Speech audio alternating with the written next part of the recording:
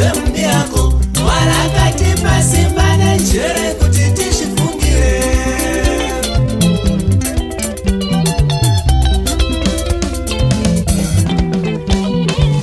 Umwe anoshanda uko umwe uko ndokusiyana kwemahofisi. Umwe aita mesi zake kuti zvimufambire wakuita jelasi.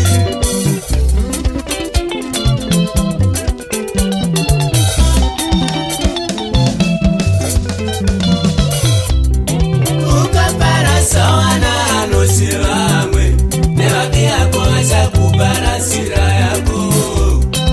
Ukaseka vamwe newe vachakuseka. Zvaunoitira vamwe zvichauya kwauri. Chirungu chinoti what goes around comes around.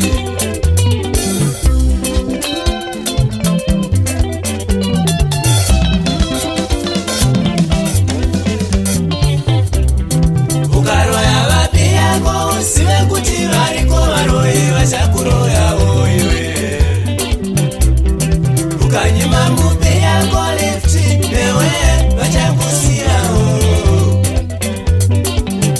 Bati ukaita zvakanaka nevapi yako vachakuitira zvakanaka.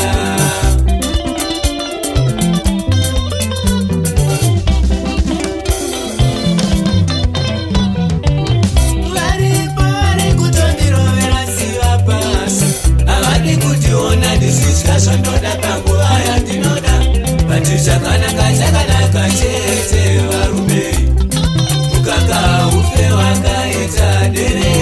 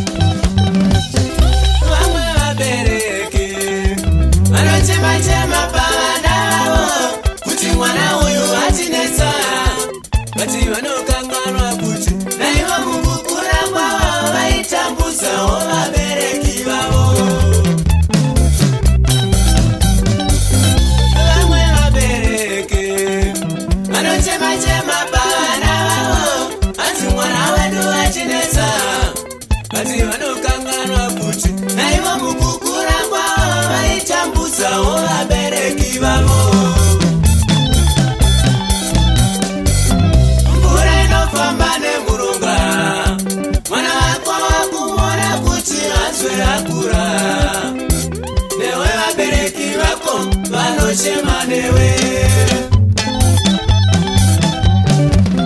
Mvura inofamba mumuronga, mwana wako wakumora kuti anzwe akura.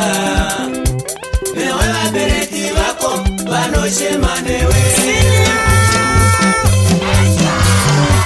Vabereki dzidzisai vana kuitira mangwana kuti musazochema. Vabereki dzidzisai vana kuitira mangwana kuti musazotambudzwa navo.